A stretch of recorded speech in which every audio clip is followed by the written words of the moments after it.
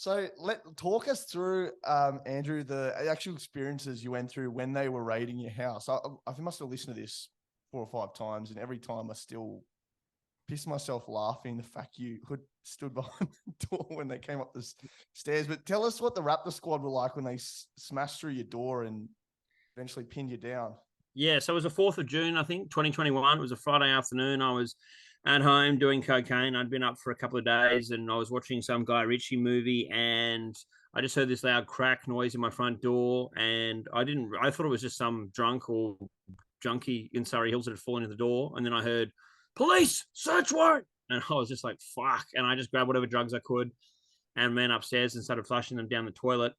And then they smashed through the door a few seconds later, and then they started charging up the stairs. And I, quick thinking, I thought, oh, they won't find me here. And I went and hid behind the second bedroom door. And I mean, I was a fat cunt at that stage, so the door was sticking out, so it wasn't very hard to find me.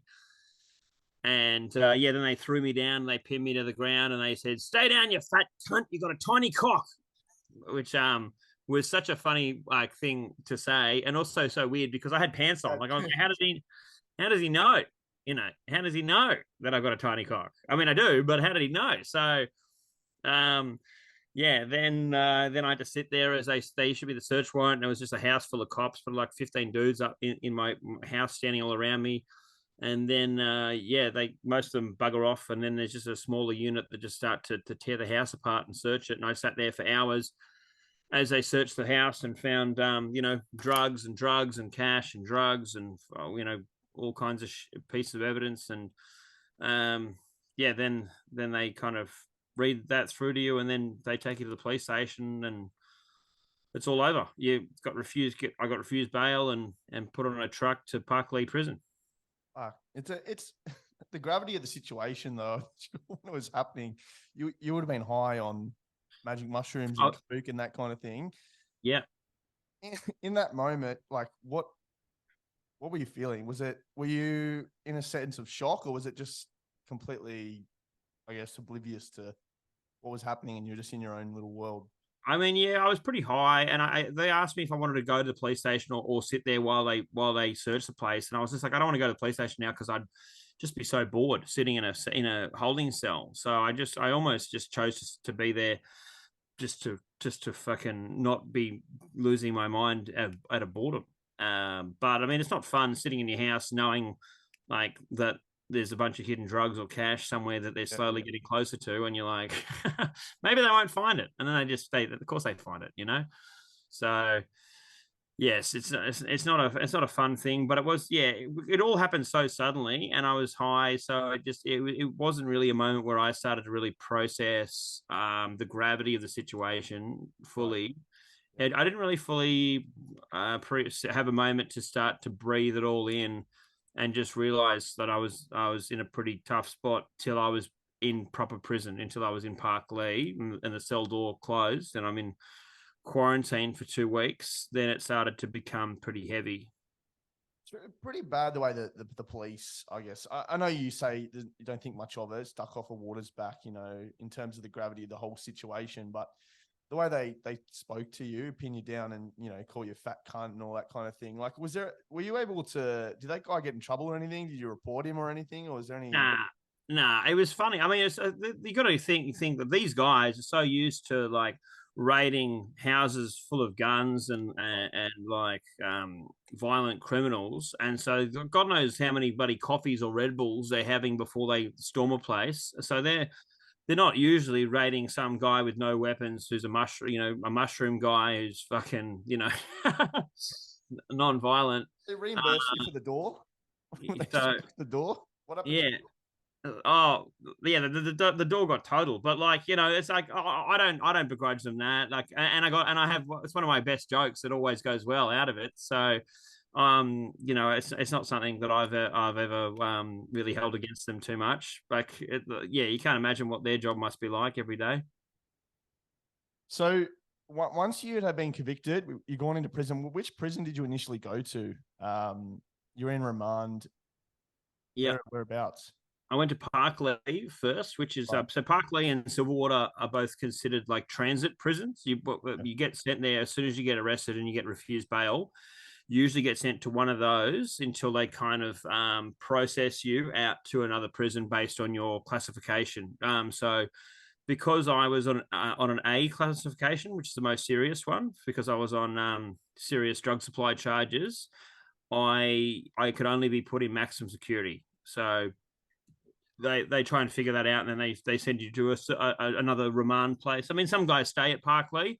Mhm. I was hoping to stay there because I ended up getting a job there and wanted to stay there because I'd gotten into the rhythm of prison and made some mates. But yeah, then I got sent to Long Bay, and that was hard at first. Like when you first get told you're going to another prison, they don't tell you where you're going, and you're like, fuck, I've got to start at square one again. You know, getting to know people.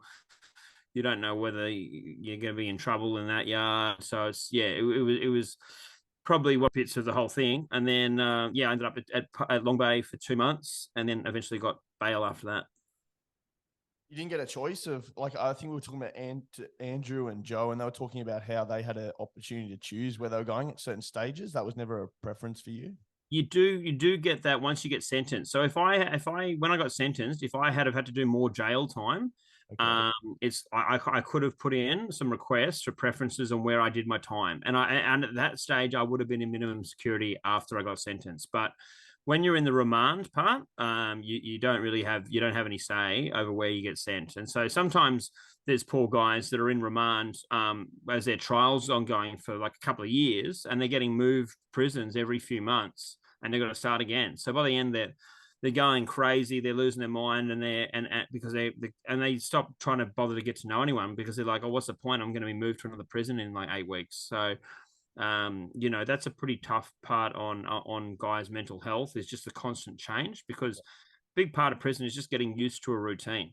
And once you get used to it, you can make peace with it and just do your time. But it can be quite disruptive on your mental health when you're in remand, being constantly moved around like fucking like a cattle, you know. I mean, one of the commonalities in that respect that I've seen across, now speaking, as I said, to the Confit boys and people like yourself, that prison isn't as arduous as it's made out to be by a lot of people. I think in your own words, you said it's quite a stress-free, relaxing to some extent experience where you had time to process your thoughts and It depends on the people. I mean, certainly you speak to any guys that did jail in the 80s, 70s, 80s, 90s, it sounds like it was just a different world. It was really, really brutal back then, right. both in terms of the other inmates, but also in terms of the guards.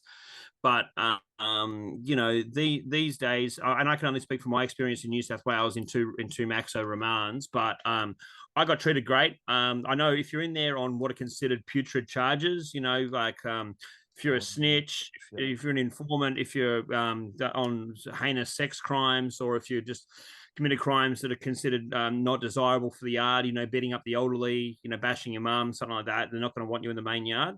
But for me, being in there on psychedelics, guys thought that was funny, and because I wasn't part of any kind of organized any gangs, I didn't have any gang beefs, anything like that. I was just considered, I guess, a civilian doing my time, and I was treated great. So I was just left to be able to just walk the yard, exercise, get sun, get sober, get off drugs, read books, and generally better myself. And so for me, I had a pretty good time because it just helped me to get back to the self or the version of me that I think I always wanted to be. And you're not worrying about, you don't have to worry about rent or food bills or anything like that. So when you're I just found my life had become so kind of wound up and stressful that it's not everyone's story, but for me, I Yeah. found prison relaxing. Yeah.